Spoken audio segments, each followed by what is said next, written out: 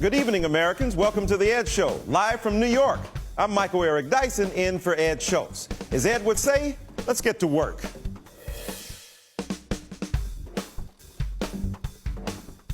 I recognize that the Republican Party has made blocking the Affordable Care Act its signature policy idea. Is that what you're telling me? The American dream is under assault. Your way, always here are my ways. It seems to be the one thing that unifies the party these days. This is the new normal. Abby normal. Government is not the solution to our problem. Government is the problem. So far, the national website, healthcare.gov, has been visited nearly 20 million times. Does that indicate that perhaps that this is less of a mess and that Republicans are overstating the problem? No. The Washington establishment sold the American people down the river. It provided no relief for the millions of people who are hurting because of Obamacare. Forget it, Junior. You have no credibility anymore. Have a little bit of self-restraint. The essence of the law is working just fine. The health insurance that's being provided is good. That's what the Affordable Care Act is all about. This can't be the new normal. After a 16-day government shutdown, the country is open for business, finally. And let's call it like it is. Republicans flat out failed in their effort to kill Obamacare and prevent over 30 million Americans from having access to affordable health care.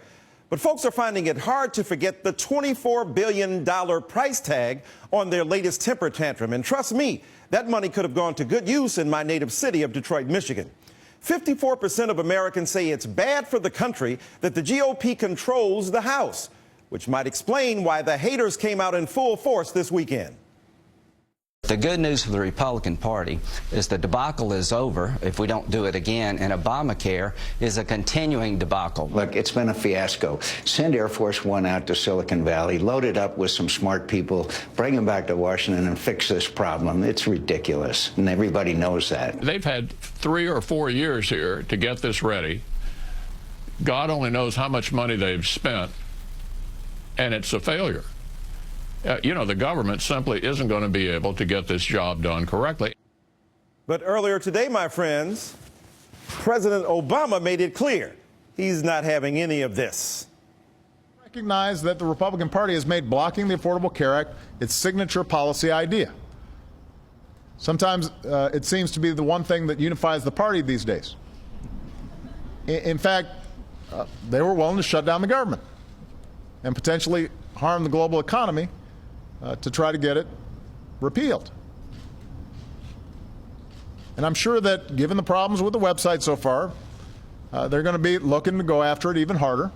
But I just want to remind everybody, we did not wage this long and contentious battle just around a website. That's not what this was about.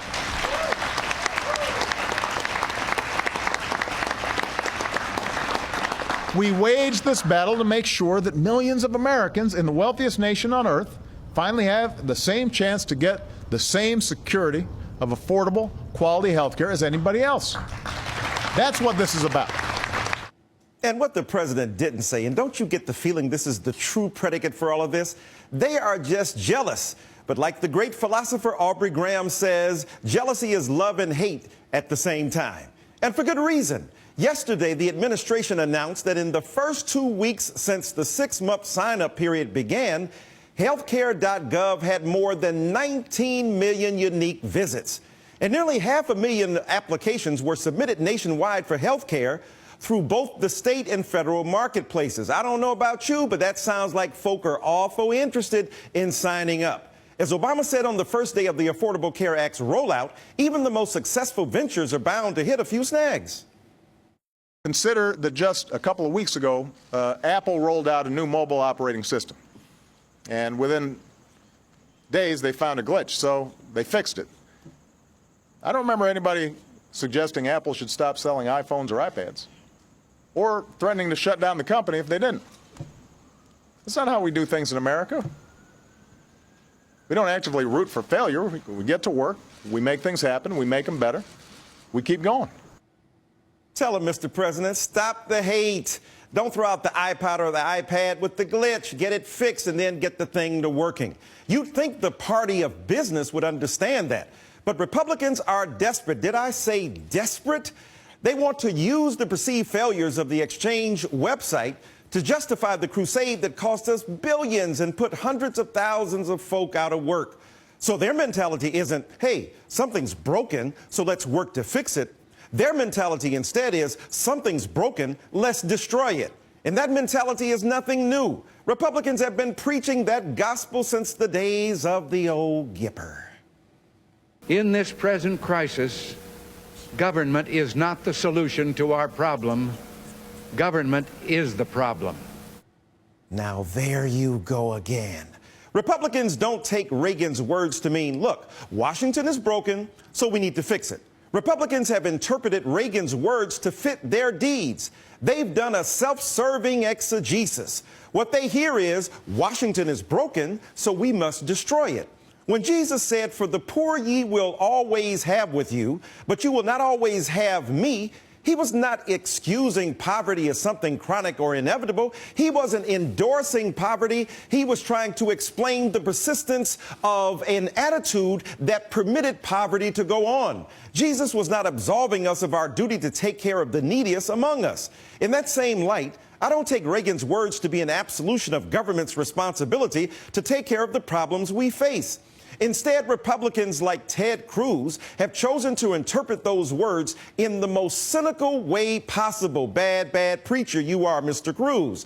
They joined the government not to solve the problems facing the neediest Americans. They don't actually want to fix any glitches. They joined the system, aiming to destroy the system as a whole. They're like Samson in the temple, blindly pushing down the pillars, and it's coming crumbling down on all of us. Get your cell phones out. I want to know what you think. Tonight's question, are Republicans bent on the destruction of government as we know it? Text A for yes, text B for no to 67622, or go to our blog at ed.msnbc.com. I'll bring you the results later in the show. Joining me now is Congressman Elijah Cummings. Congressman, welcome to the show. It's good to be with you. My friend, you're in Congress. The president has bent over backwards to be bipartisan. So tell us what the real lesson here is of these Republicans who fail to not only be bipartisan, but to do anything that would help the nation get on a more healthy and, if you will, progressive path. Well, I think you stated very clearly a little bit earlier. Keep in mind, we have now had some 45 votes, and those votes were to destroy the Affordable Care Act. They have pushed for defunding it, and they have pushed for delaying it, but all of it is about trying to kill it. And it's so interesting, Reverend Dyson, that suddenly we have all these naysayers saying, oh, we're in trouble. We cannot get this done. I'm so afraid. We've got to throw it out. That is not the America that I grew up in. It's simply not. We are a can-do nation. And so we have some glitches. We'll work those out. But the president's absolutely right. This is far, far more than the website. I've got people in my district. I have a reverend in my district that I talked to a few minutes ago whose son had a life-threatening disease, and he was able to keep his son on his insurance policy. He's 24 years old. Keep him on the insurance policy. Was able to get his son the care that he needed. If he had not been able to do that, he would have been bankrupt, no doubt about it. And we're seeing more and more women, 47 million of them, who got preventative services without having to pay extra at the doctor's office. And we're finally getting away from that time when simply being a woman was a pre-existing condition. Those are the kinds of things. And one of the things that is very interesting, too, Reverend Dyson, is that we hear our friends down in Texas rail against the Affordable Care Act, and some of us have got to stand up for that 1 in every 4 Texas residents who don't have health care. Somebody's got to stand up for them, right. And I plan to do that. Well, let me ask you this question. How in the world can you work with Republicans who've allowed a small faction of their party to hijack them? Because in some ways, I felt that John Boehner was like Patty Hearst. He'd been taken hostage himself and forced to go against his best interests in the name of a similar kind of political unity. How do you actually work with Republicans who've permitted this kind of thing to happen? It's very, very difficult, and it's also very difficult for the president. When the president tries to make a deal or work out something with Boehner, Speaker Boehner, he realizes that there's no way that that is going to necessarily go forward, because as soon as he gets back to his 40 or 45 Tea Party folks in the party, then they say no. As a matter of fact, what we have seen over and over and over again is a party of no. No policy. You don't have to worry. If you ask them for the policy, there is no policy except the word no. That is not the way we operate or should be operating on Capitol Hill. We have 435 folks coming from districts, diverse districts all over the country. Reverend Dyson, there must be compromise. There must be a way to get some kind of resolution. And so they have spent all of this time, 16 days, shutting down the government. So, and putting people out of their jobs and denying services. Why?